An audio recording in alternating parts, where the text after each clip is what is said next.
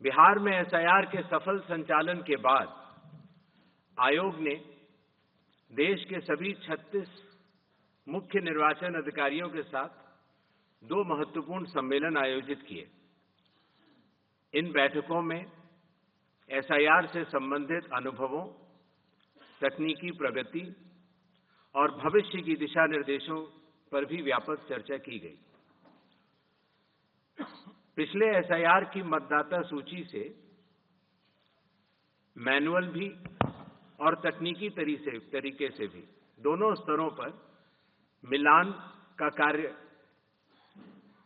लगभग पूरा कर लिया गया है और इसके तैयारी के आधार पर अब चयनित राज्यों में एसआईआर का दूसरा चरण प्रारंभ किया जाएगा। याद रहे, एसआईआर का प्रमुख उद्देश्य है हर योग्य मतदाता को सूची में शामिल करना और अयोग्य को मतदाता सूची से हटाना। आइए अब पीपीटी के माध्यम से आपको विस्तार में एसआईआर के इस फेज 2 के बारे में बताते हैं। जैसा कि आप सबको पता है, एसआईआर का फेज 1 समाप्त हुआ और इस चरण की सबसे बड़ी खूबी यह रही कि बिहार के 7.5 करोड़ मतदाताओं ने बढ़ चढ़कर पार्टिसिपेट किया। 90,000 बीएलओस, सभी 12 राजनीतिक दलों के 1.6 लाख बूथ लेवल एजेंट्स, सब ने मिलकर मतदाता सूची को शुद्ध बनाने का कार्य किया और नतीजा आपके सामने है। 0 अपील्स, अर्थात बिहार की मतदाता सूची अधिकतम शुद्ध मानी जाएगी। अब फेज 2 12 राज्यों में या संघ शासित प्रदेशों में आरंभ होने वाला है। नेक्स्ट।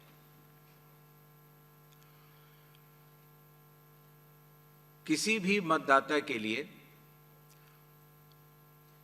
जो उसकी अर्हताएं हैं वो संविधान के अनुच्छेद 326 में लिखी गई हैं, अर्थात भारत का नागरिक होना, कम से कम आयु 18 वर्ष की होना, उस विधानसभा क्षेत्र का सामान्य निवासी होना और किसी अन्य कानून से उसको डिस्क्वालीफाई न किया गया हो।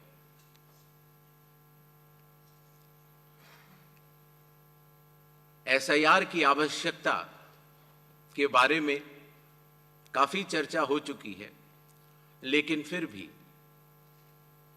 चुनाव आयोग एक बार आपको बताना चाहेगा कि चुनावी कानून के तहत हर चुनाव से पहले इलेक्टोरल रोल का रिवीजन आवश्यक है और या जब भी चुनाव आयोग आवश्यकता अनुसार निर्धारित करे। विगत कुछ दशकों से लगभग हर राजनीतिक पार्टी ने मतदाता सूची के शुद्ध न होने के ऊपर चुनाव आयोग को लगातार शिकायतें दी हैं। पहले सन 1951 से लेकर 2004 तक लगभग 8 बार स्पेशल इंटेंसिव रिवीजन इस देश में चुनाव आयोग ने कराया है और आखिरी इंटेंसिव रिवीजन लगभग 21 साल पहले 2002 से लेकर 2004 की मियाद में पूरा किया गया था।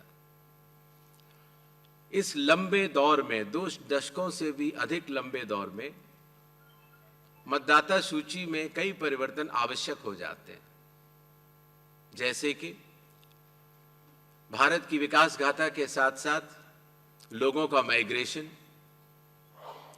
माइग्रेशन के साथ साथ कई बार उनका वोट पुरानी जगह भी बना रह जाता है और नई जगह भी बन जाता है, अर्थात एक से जगह ज्यादा रजिस्टर होने वाले वोटर्स। कई बार किसी की डेथ होने के बाद भी उसका नाम न हटाया जाना या गलती से किसी भी विदेशी नागरिक का नाम मतदाता सूची में आ जाना। इन चारों कारणों की वजह से चुनाव आयोग ने निर्णय लिया कि पूरे देश में चरणबद्ध तरीके से एसआईआर कराया जाए और इसकी पहली कड़ी बिहार आपके सामने समाप्त भी हो चुकी है और बड़े सफलतापूर्वक लोगों ने चुनाव आयोग पर विश्वास भी जताया है। एसआईआर करते समय एक बहुत बड़ी संख्या में चुनावी कर्मी चुनाव आयोग के साथ कंधे से कंधा मिलाकर काम करते हैं। आपको पता होगा कि लगभग हर 1000 वोटर के ऊपर एक पोलिंग स्टेशन औसत तौर पर हो जाता है। हर पोलिंग स्टेशन पर एक सरकारी कर्मचारी बूथ लेवल ऑफिसर के तौर पर कार्य करता है। एक विधानसभा क्षेत्र में 300 या 400 के बीच में लगभग पोलिंग स्टेशंस होते हैं और हर विधानसभा क्षेत्र में एक इलेक्टोरल रजिस्ट्रेशन ऑफिसर होते हैं। वो भी सरकारी कर्मचारी होते हैं और एसडीएम के स्तर के होते हैं और उनके अंडर में ये सारे बीएलओस कार्य करते हैं। इलेक्टोरल रजिस्ट्रेशन ऑफिसर को सहायता करने के लिए assistant electoral officer registration officers भी होते हैं, जो कि लगभग हर तहसील में एक या उससे अधिक होते हैं। ईआरओ एक सब डिविजनल मजिस्ट्रेट के लेवल का अधिकारी होता है, जिसकी कानूनी जिम्मेदारी होती है कि वो मतदाता सूची ड्राफ्ट तैयार करे, जनमानस से मिले हुए क्लेम्स एंड ऑब्जेक्शंस को रिसीव करे और उनके ऊपर एक निर्णय ले और उसके बाद एक फाइनल मतदाता सूची प्रकाशित करे। ईआरओ के इस निर्णय के बाद अर्थात फाइनल मतदाता सूची प्रकाशित करने के बाद अगर किसी भी सिटीजन ऑफ इंडिया को उस विधानसभा क्षेत्र में रहने वाले किसी भी मतदाता को अगर कोई भी अपील करनी हो तो वो उस जिले के जिला अधिकारी के पास कर सकता है और अगर वह जिलाधिकारी के निर्णय से भी असंतुष्ट हो तो उस राज्य के चीफ इलेक्टोरल ऑफिसर के पास अपनी सेकंड अपील दायर कर सकता है। यह मैं इसलिए आपको बता रहा हूं कि बिहार में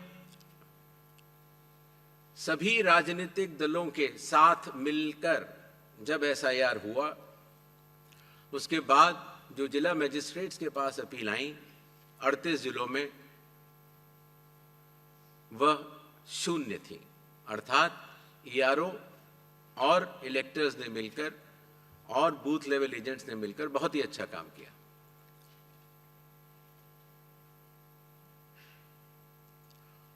एसआईआर के समय ईआरओज और एईआरओज मिलकर सबसे पहला जो काम करेंगे वो इन्यूमरेशन फॉर्म्स को प्रिंट करेंगे। जिन राज्यों में एसआईआर हो रहा है या अभी होने वाला है, उनकी मतदाता सूची आज रात को 12 बजे फ्रीज कर दी जाएगी और उन हर मतदाता को जिसका नाम उस सूची में है उसको एक यूनिक इन्यूमरेशन फॉर्म प्रिंट करके बीएलओ उसके घर देने जाएंगे। इन्यूमरेशन फॉर्म में वो आवश्यक डिटेल्स होंगे जो कि आज की मतदाता सूची में हैं। जब बीएलओ फॉर्म्स डिस्ट्रीब्यूट करना शुरू करेंगे एग्जिस्टिंग इलेक्टर्स को, उसके बाद इन्यूमरेशन फॉर्म में जिसका भी नाम है वो उसको लिंक करने का प्रयास करेंगे कि क्या उन्हीं का नाम 2003 की सूची में था।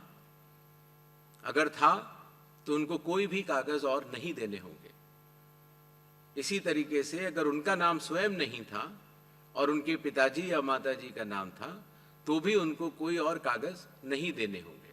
तो ये लिंकिंग और मैचिंग बिहार जब हमने एसआईआर किया था तो सिर्फ बिहार की अवेलेबल थी और आज पूरे देश की 2002 से 4 में हुए एसआईआर की मतदाता सूची जो लिंक दिया गया है voters.eci.gov.in पर कोई भी देख सकता है और इस मैचिंग को स्वयं भी कर सकता है। बीएलओज बूथ लेवल ऑफिसर्स एसआईआर की प्रमुख कड़ी होते हैं। जब वो घर जाते हैं तो कई बार ऐसा भी हो सकता है कि किसी और व्यक्ति की उम्र उस घर में 18 साल के ऊपर की हो गई हो, तो हाथ की हाथ उसी समय वो उनका फॉर्म 6 भी भरवा लेंगे और डिक्लेरेशन भी ले लेंगे और उसकी मैचिंग और लिंकिंग भी पुराने एसआईआर से कर लेंगे। कई बार हमारे मतदाता अगर पढ़ने या लिखने में उनको दिक्कत है तो बूथ लेवल ऑफिसर उनको इन्यूमरेशन फॉर्म भरने में मदद भी करेगा और मदद करने के बाद इस तरह के सारे इन्यूमरेशन फॉर्म्स मैचिंग और लिंकिंग करने के बाद वो ईआरओ और एईआरओ को जमा करेगा। कई बार एक बार जब बूथ लेवल ऑफिसर घर जाता है तो या तो कुछ मतदाता अवेलेबल नहीं होते या कहीं गए होते हैं और या उनको मैचिंग या लिंकिंग करने में कोई समय लग रहा हो, तो ऐसे केस में बूथ लेवल ऑफिसर्स दूसरी बार भी जाएंगे और तीसरी बार भी जाएंगे। 3 बार हर बीएलओ हर घर जाएगा। जो प्रवासी लोगों की समस्या को हटाने के लिए जो राज्य से कुछ समय के लिए बाहर गए हुए हैं लेकिन वहीं के सामान्यतः रहने वाले हैं, वो ऑनलाइन भी भर सकते हैं और खास तौर से कई बार अर्बन वोटर्स को, क्योंकि उनके दिन के समय ही ऑफिस आवर्स रहते हैं, तो वो भी ऑनलाइन भर सकते हैं। बूथ लेवल ऑफिसर का यह भी कार्य होगा कि जब वो इन्यूमरेशन फॉर्म देता है तो इन्यूमरेशन फॉर्म दस्तखत करके मतदाता को वापस भी करना होता है। तो अगर मतदाता की मृत्यु हो चुकी हो या वो स्थायी रूप से प्रवास कर चुका हो या वो एक से जगह ज्यादा रजिस्टर हो गया हो, तो वो उस जगह दस्तखत नहीं कर पाएगा और ऐसे लोगों की शिनाख्त करना भी बीएलओ की जिम्मेदारी है। एक बात मैं फिर कहना चाहता हूं कि जो मतगणना, वो इन्यूमरेशन फॉर्म की जो फेज होगी उसमें किसी भी व्यक्ति से किसी और कागज की आवश्यकता नहीं होगी, बस उन्हें अपनी मैचिंग या लिंकिंग दिखानी होगी कि 2003 में किसके साथ है। नेक्स्ट, सारे फॉर्म्स मिलने के बाद ईआरओ और एईआरओ ड्राफ्ट सूची प्रकाशित करेंगे। ड्राफ्ट सूची में उन्हीं मतदाताओं का नाम होगा जिनके इन्यूमरेशन फॉर्म्स वापस मिल गए हैं। जिन मतदाताओं की मैचिंग या लिंकिंग नहीं हो पा रही है, 2003 में कहां थे, 2003 में आपके माता पिता भी नहीं थे या कोई भी नहीं था, ऐसे लोगों को भले ही उनका इन्यूमरेशन फॉर्म मिल गया हो लेकिन नोटिस जारी करेगा ईआरओ और एईआरओ, और नोटिस जारी करने के बाद फिर वो उनकी एलिजिबिलिटी डिसाइड करेगा इंक्लूड करने के लिए या एक्सक्लूड करने के लिए बेस्ड ऑन इंडिकेटिव डॉक्यूमेंट्स, जो मैं आगे बताऊंगा। ईआरओस और एईआरओ की यह जिम्मेदारी होगी कि कोई भी योग्य मतदाता छूटे ना और कोई भी अयोग्य मतदाता सूची में अंदर ना आ पाए। ईआरओ के फैसले के खिलाफ कानूनी तौर पर जिला मजिस्ट्रेट के पास एक अपील होती है जो मैंने आपको बताया, और जिला मजिस्ट्रेट के फैसले के खिलाफ चीफ इलेक्टोरल ऑफिसर के पास भी सेकंड अपील होती है। जो प्री इन्यूमरेशन फेज है जो आज रात को 12 बजे से शुरू होगा, उसमें कंप्यूटर मैचिंग और लिंकिंग पिछले एसआईआर से ईसीआई नेट के जरिए की जा रही है, उसको आगे बढ़ाया जाएगा। मैनुअल मैचिंग और लिंकिंग काफी हद तक बूथ लेवल ऑफिसर्स ने इन राज्यों में कर ली है, और ट्रेनिंग जो बीएलओज की है, ईआरओज की है और डीओज की है, हालांकि काफी ट्रेनिंग हम लोग यहाँ ट्रिपल आईडीएम में कर चुके हैं, बट एक बीएलओ, ईआरओ और डीओ की ट्रेनिंग कल से शुरू होगी। सभी राजनीतिक दलों से 6 नेशनल पार्टीज जो कि हर राज्य में मौजूद हैं और हर राज्य की जो स्टेट पॉलिटिकल पार्टीज हैं, उन सभी से निवेदन है कि वो अपने बूथ लेवल एजेंट्स अगर उन्होंने नामित नहीं किए हैं किसी भी बूथ पर तो जरूर कर लें। साथ ही साथ सभी चीफ इलेक्टोरल ऑफिसर्स को, डिस्ट्रिक्ट इलेक्शन ऑफिसर्स को और ईआरओस को यह निर्देश भी होंगे कि कल से शुरू होकर परसों तक वो सभी पॉलिटिकल पार्टीज को के साथ मीटिंग करेंगे और पूरी एसआईआर की प्रक्रिया को उनके समक्ष डिटेल में बतलाएंगे। जहां तक बूथ लेवल एजेंट्स का सवाल है हर पॉलिटिकल पार्टी के, जैसा कि बिहार में था, हर बूथ लेवल एजेंट एक दिन में 50 इन्यूमरेशन फॉर्म्स जो साइंड हो इलेक्टर्स के वो कलेक्ट भी कर सकता है, उसके ऊपर अपना सर्टिफिकेशन दे सकता है और बूथ लेवल ऑफिसर्स को भी दे सकता है। इससे जो चुनावी कर्मी हैं और जो राजनीतिक दलों के नुमाइंदे हैं, दोनों मिलकर साथ काम कर सकते हैं। इन्यूमरेशन फेज में इन्यूमरेशन फॉर्म की प्रिंटिंग, डिस्ट्रीब्यूशन, मैचिंग और लिंकिंग विद 2002, 3 या 4 इलेक्टोरल रोल्स और इन्यूमरेशन फॉर्म्स को वापस कलेक्ट करने का कार्य होगा। और साथ ही साथ जैसा आप सबको पता है, मतदाताओं की सुविधा के लिए चुनाव आयोग ने निर्णय लिया है कि किसी भी मतदान केंद्र में 1200 से अधिक मतदाता नहीं होने चाहिए, जिससे कि भीड़ न लगे। उसके हिसाब से रैशनलाइजेशन ऑफ पोलिंग स्टेशंस भी होगा। सारे इन्यूमरेशन फॉर्म्स जो वापस आने थे, उनके आने के बाद इलेक्टोरल रूल्स की ड्राफ्ट पब्लिश की जाएगी। ये सारी स्टेप्स वही हैं जो बिहार में हुई हैं। और उसी के साथ साथ चूंकि इन्यूमरेशन फॉर्म लेते समय ये पता लग जाता है कि ये व्यक्ति एब्सेंट हैं या शिफ्टेड हैं या डेथ हैं या डेड हैं या उनके डुप्लीकेट वोट्स बने हुए हैं, उन सब की लिस्टें बिहार में भी वो सभी बीएलए से भी शेयर की गई थी। पंचायत या पब्लिक ऑफिसेज के नोटिस बोर्ड पर भी लगाई जाएंगी और सीईओ के वेबसाइट पर भी अवेलेबल होंगी, जिससे कि कोई भी व्यक्ति एपिक नंबर लगा के देख सकता है कि उसका, जैसे पिताजी का नाम अगर उसकी मृत्यु हो गई है तो वहीं पर है कि नहीं। ड्राफ्ट सूची पब्लिश होने के बाद जिन लोगों की मैचिंग या लिंकिंग 2003 या 2 या 4 से नहीं हो पाई है, उनको ईआरओ नोटिस जारी करेंगे।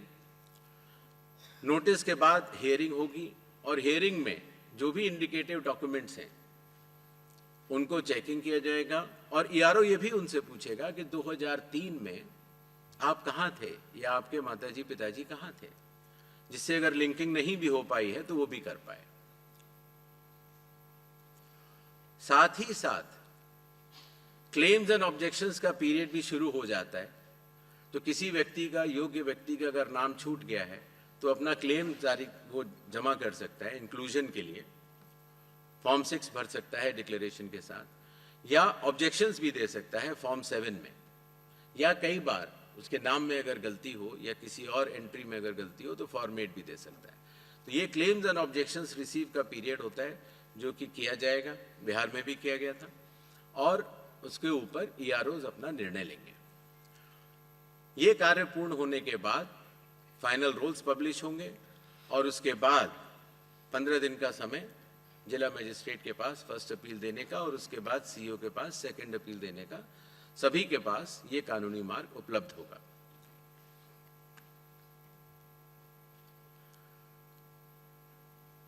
जैसा कि बिहार में चुनाव आयोग ने बहुत सफलतापूर्वक दर्शाया कि जो वल्नरेबल ग्रुप्स होते हैं, खास तौर से जो बुजुर्ग हैं या बीमार हैं या दिव्यांग हैं या कई बार हमारी बुजुर्ग महिलाएं हैं, तो इनको अगर किसी भी मैचिंग करनी है 2003 से या लिंकिंग करनी है, उन्हें कंप्यूटर नहीं आता, उनके पास मोबाइल नहीं है या उनको कोई सर्टिफिकेट बनवाना है, तो वॉलंटियर्स जो है वो या तो सरकारी कर्मचारी होते हैं या एनसीसी या एनएसएस के वॉलंटियर्स होते हैं। तो स्वयं उस व्यक्ति के लिए वो चले जाते हैं और वो कागज़ बनवा लेते हैं, जिससे कि हमारे मतदाताओं को कोई भी असुविधा नहीं हो। और इसकी वजह से आपने देखा होगा बिहार में जब 7.5 करोड़ मतदाताओं ने चुनाव आयोग के साथ कंधे से कंधा मिलाकर जब काम किया तो कोई भी परेशानी नहीं हुई। इस फेज में एसआईआर के समय 1200 तक हम पोलिंग स्टेशंस को भी रैशनलाइज कर लेंगे और कुछ नए पोलिंग स्टेशंस भी खोले जाएंगे जो कि बदलाव के साथ साथ हाई राइज बिल्डिंग्स में भी होंगे या गेटेड कॉलोनीज में या कई बार जो स्लम क्लस्टर्स छूट गए हैं वहां पर। इस विषय पर जो ड्राफ्ट पब्लिश होता है उसमें पॉलिटिकल पार्टी से डीओस चर्चा भी करते हैं और उसके बाद ये 1200 हर पोलिंग स्टेशन की अलग अलग मतदाता सूची प्रकाशित की जाती है। ये ध्यान रखना होगा कि एक बूथ पर एक फैमिली के या एक घर पर रहने वाले सभी लोगों का नाम एक ही जगह आ जाए, उससे मतदाताओं को बहुत सुविधा होती है और बिहार में इसमें काफी लोगों ने मिलकर अच्छा काम किया।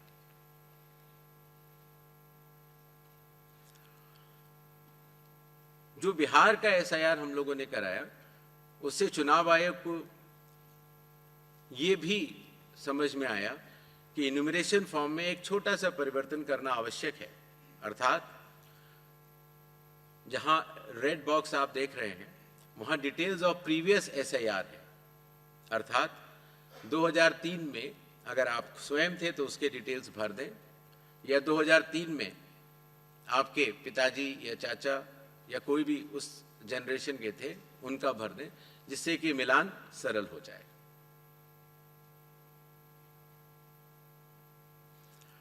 जो इन्यूमरेशन फॉर्म दिया जाएगा उसमें काफी चीजें प्री प्रिंटेड होंगी। मतदाता का नाम, उसका एपिक नंबर, उसका पता, सीरियल नंबर, पार्ट, कौन सी असेंबली है और उसका पुराना फोटो। एक क्यूआर कोड भी दिया जाएगा जिससे कि उस क्यूआर कोड को स्कैन करके आप स्वयं देख सकते हैं। सभी मतदाताओं से चुनाव आयोग का यह आग्रह रहेगा कि जहां पेस्ट करेंट फोटो लिखा हुआ है वहां पर अपनी नई और रंगीन फोटो, कलर्ड फोटो वहां पर अगर लगाएंगे तो जब भी आपका नया एपिक कार्ड बनेगा तो उसमें वो फोटो लगाई जाएगी तो अच्छा लगेगा। शिनाख्त में भी आसानी होती है बिकॉज कई बार वोटर कार्ड्स में लोगों के बहुत पुराने पुराने फोटो लगे हुए हैं। इन्यूमरेशन फॉर्म का ये हिस्सा है जो प्री प्रिंटेड के बाद नीचे आता है, उसमें ये डिटेल्स इलेक्टर्स को भरने होंगे। आधार नंबर बिहार में भी ऑप्शनल तरीके से चुनाव आयोग ने लिया था और इस बार भी आधार नंबर लिया जाएगा। फादर का नाम भी है, एपिक भी है, आपके स्पाउस, मदर, फादर का नाम भी है, डेट ऑफ बर्थ भी है। जी, जो प्रीवियस एसआईआर के जो 2 खाने मैंने आपको बताए थे उसमें स्वयं का अगर नाम है तो पहला जो बाईं तरफ वाला बॉक्स है जिसमें इलेक्टर का नाम, एपिक अगर उसका है उस समय तो, बिकॉज 2003 में कई लोगों के पास एपिक नंबर नहीं था।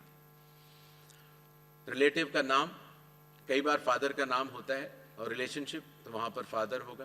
किस जिले में है, जैसे ही आप जिला लिख देंगे या स्टेट या एसी लिख देंगे तो जो सारी जो मतदाता सूची पूरे देश की अवेलेबल है 2003 में उससे सेलेक्ट करना और उससे मैचिंग करना बहुत आसान हो जाता है। इसी तरीके से अगर आपका नाम नहीं है 2002, 3 या 4 की मतदाता सूची में तो आप अपने फादर, मदर या जो भी उस श्रेणी के जो रिलेटिव्स हैं उनके डिटेल भर सकते हैं तो उससे भी ये मैचिंग सरल हो जाती है। क्लेम्स एंड ऑब्जेक्शंस के पीरियड में फॉर्म 7 और फॉर्म 8 की आवश्यकता पड़ती है और फॉर्म 6 तो खैर चूंकि इन्यूमरेशन फेज में ही इस बार हम कलेक्ट कर ले रहे हैं। बिहार में हम लोगों ने उसको बाद में किया था लेकिन इस बार हम शुरू से ही कर ले रहे हैं।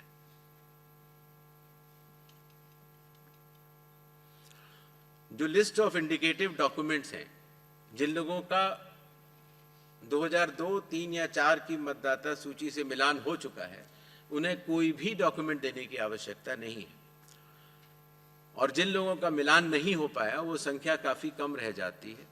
सिर्फ उन्हीं लोगों को ये इंडिकेटिव डॉक्यूमेंट्स देने होंगे जो बिहार में थे 11 वो, और आधार कार्ड, नागरिकता का प्रमाण चूंकि नहीं है तो वो आइडेंटिटी पर्पस के लिए लोग दे सकते हैं। नेक्स्ट। ये वो 12 राज्य हैं जहां पर कल से SIR शुरू होने वाला है। Andaman and Nicobar island union territory, state Chhattisgarh, Goa, Gujarat, Kerala, union territory Lakshadweep, Madhya Pradesh, Puducherry union territory, Rajasthan, Tamil Nadu, Uttar Pradesh, west Bengal, इन 12 राज्यों में कुल मतदाता 51 करोड़ के लगभग हैं। लगभग 5,33,000 बूथ लेवल ऑफिसर्स इस महान कार्य में अपना योगदान देंगे। लगभग 7,64,000 बूथ लेवल एजेंट्स जो पार्टीज द्वारा नामित हैं वो इसमें अपना योगदान देंगे और लगभग 10,500 EROs और लगभग 321 कलेक्टर्स, ये पूरी चुनावी कर्मियों की जो टीम है वो इस SIR की फेज 2 में कार्य करेगी और इसको सफल बनाएगी। शेड्यूल, प्रिंटिंग और ट्रेनिंग का कार्य कल से शुरू होगा और 3 नवंबर तक चलेगा। हाउस टू हाउस इन्यूमरेशन 4 नवंबर से 4 दिसंबर तक। Publication of draft electoral rolls 9 December 2025। Claims and objections का पीरियड 9 दिसंबर 2025 से लेकर 8 जनवरी 2026। जिन लोगों को नोटिस जाएंगे उनकी हियरिंग और वेरिफिकेशन का समय 9 दिसंबर से 31 जनवरी तक होगा और फाइनल इलेक्टोरल रोल्स 7 फरवरी 2026 को प्रकाशित किए जाएंगे।